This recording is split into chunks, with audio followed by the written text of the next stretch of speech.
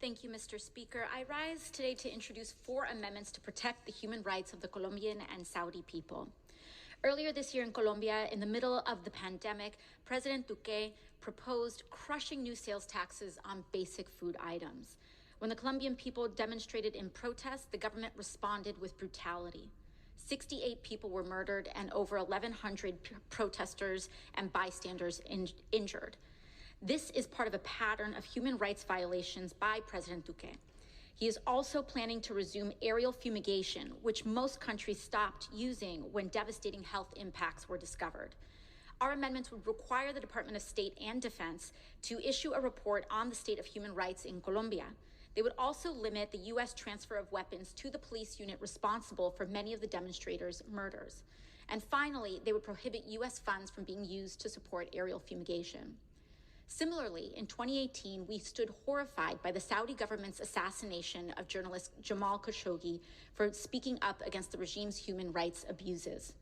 Our amendment would prohibit funds from being used to provide weapons, military aid, or military training to the unit that carried out his assassination. The U.S. has long supported abusive regimes in South America and the Middle East to serve our own interests.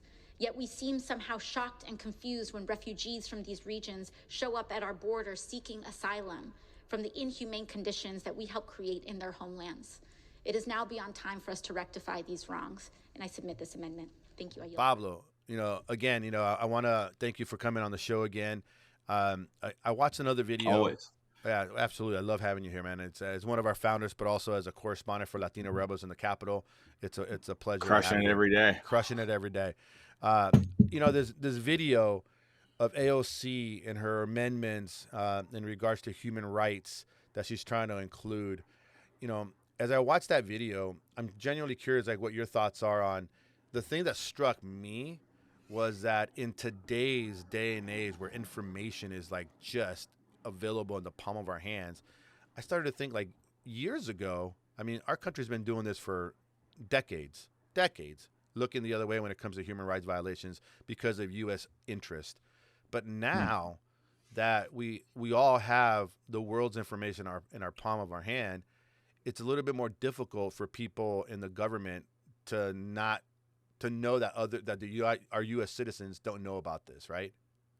And I think that, like, it seems like one of the triggers for these particular amendments to the Defense Authorization Act that AOC is proposing here, which I think, if I remember correctly, all of them made it through committee. So that doesn't necessarily mean they're in the bill or they're part of the bill or pass. Yeah, but they made it through committee, and Colombia had big protests this summer. I think it was in July. Yeah. They kind of came out of nowhere, at least. Like, I mean, you they were right about you were like actually a little bit on that beat, and like you were asking. I think you were probably the only correspondent on the Capitol that was asking senators about what's going on in Colombia. No, it's true. The Senate was in session. So what happened in Colombia happened on a weekend. It was the same as Cuba. It's like it just blew up on a weekend. And so when the senators came back Monday afternoon, in both cases, and when Cuba had its protests and when Colombia had its protests, in both cases, the Senate was in session late Monday afternoon, and I just got them, like, basically coming, from the airport or whatever, like, just hey guys, so what is the U.S. response to Colombia? Is it time that we reconsider our relationship with President Duque, given the extrajudicial killings that are being reported widely, in that country right now, And no one had seen or heard that much about what had happened, what was going on in Colombia, because, only Menendez and Rubio, I imagine, probably watch Univision all day, maybe Padilla, right? Right. So in Spanish language, as you know, it's over the weekend, it was everybody was talking about what's going on in Colombia. It was very shocking videos of death and suffering. But for the senators who are coming back to work on Monday, I could tell they hadn't really heard much about it at all. Menendez actually, I got him in the hallway that Monday, and I was just like, hey, do you have any reaction? Have you been briefed by the White House? Have you talked to the White House about this yet? About what's going on in Colombia? And he was very forthright. He was just like, I just want to let you know, I have not been briefed. And as much as I love press, I'm not going to give you a statement until I've been briefed. So, he was going about it responsibly. And within an hour or two, he was, as the Foreign Relations Committee chair, issuing statements about what was going on. So yeah, I think that AOC bringing these things up into like what is called the Defense Authorization Act is classified as sort of like a must pass bill, right? Like Congress has to pass it because defense is such a political industry throughout the United States, right? Like it employs a lot of people. It keeps a lot of how shall I say, like it keeps a large part of our economy running. Right. It greases a lot of palms too. Oh, So it does grease a lot of palms. But yeah, for her to be bringing up Colombia, like in these specific issues that were really just like kind of glanced over by Congress in part of a must spend bill, is bold and I think could be effective. And that it was Saudi, because I was thinking about, when I think of AOC, I think of a Latino district. Like I think of, somebody who represents a Latino district. I don't necessarily think that I don't think of in terms of like Bronx as being like necessarily a place where a lot of Saudis live. So Right. because a lot of times, like when a congressperson offers an amendment or gives a floor speech or something about like a foreign country like this, the nature of this floor speech that AOC is giving is because they have like a large diaspora from that country in their district. You know what I mean? So Yeah. Ilhan Omar, Somalia, interestingly enough, Cori Bush has a lot. I think a bunch of Bosnians in her St. Louis district. So they might give us floor speech that's like, oh, really? Okay, Cori Bush is interested in Bosnians or something like, you know what I mean? Like, but I didn't think that was the case with AOC and targeting specifically Jamal Khashoggi. I think that it's just something that like it kind of highlights the hypocrisy of how we do business with Saudi Arabia anyway. Like they did this awful absolutely. thing. I'm glad you brought up Khashoggi because I think obviously that happened under Trump's watch, and he didn't care. I mean, he can care less.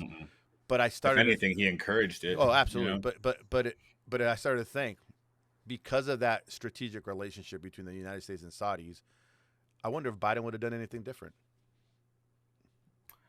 I don't know. I mean, it's tough. Or like, any president for that matter. Biden, it doesn't really matter. Any president. I mean, I don't know, because if what happened to Jamal Khashoggi happens to journalists and commentators around the world, right? It happens, it's not necessarily unusual, but this one just had like a very remarkable set of receipts, like for journalists that disappear in Mexico and are never found again, or they're found like they're, horribly like, killed. As you know, it's, it doesn't typically involve like a private jet and a bunch of and like at an embassy, foreign consulate with cameras everywhere in the middle of like so you come in, you don't come out. I mean, right. It's like, dude, and it's insane. It was insane. I shouldn't be laughing, but it was insane. But it's like it was so blatantly obvious, and it's like because of our previous president, obviously he didn't care. Like you said, he probably encouraged it, or he condoned it. He was fine with it. Whereas I just started to think, it's like, would any other president do anything different just because of that strategic relationship?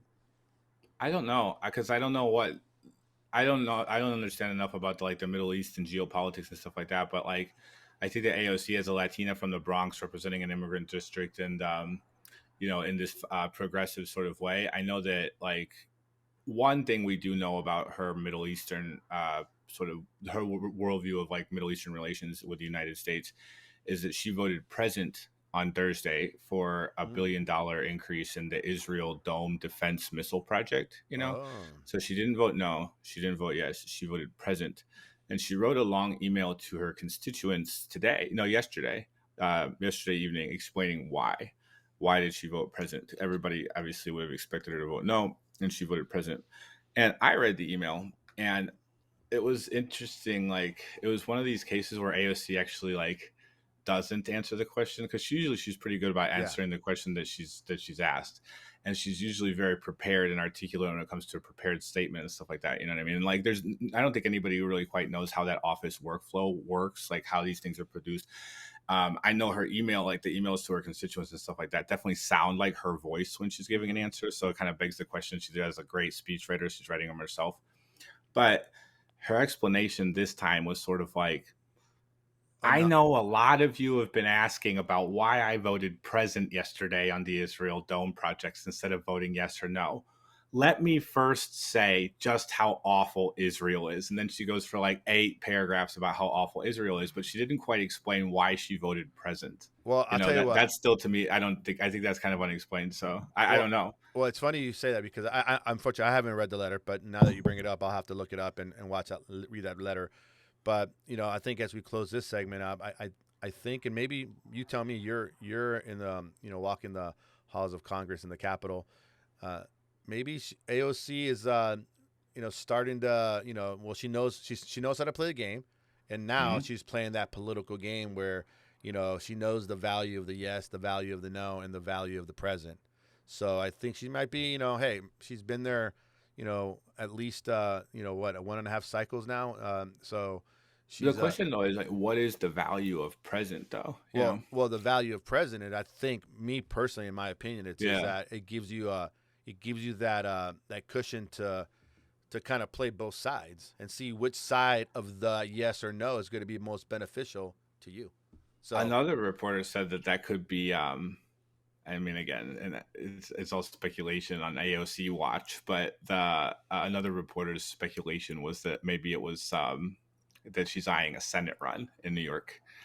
And case in point, wanted some daylight. Well, that makes my point. That makes my point. It's the president gives her the ability to play both sides and figure out what's going to be most beneficial for her in the near term, but also in the long term. So anyways, that video was interesting. I'm so glad that you're on the beat down there in the Capitol, because it definitely gives us some inside, knowledge of what's going on when you're talking to the insiders. But as we say, Pablo, I'll let you close it out. Bye. That's a wrap.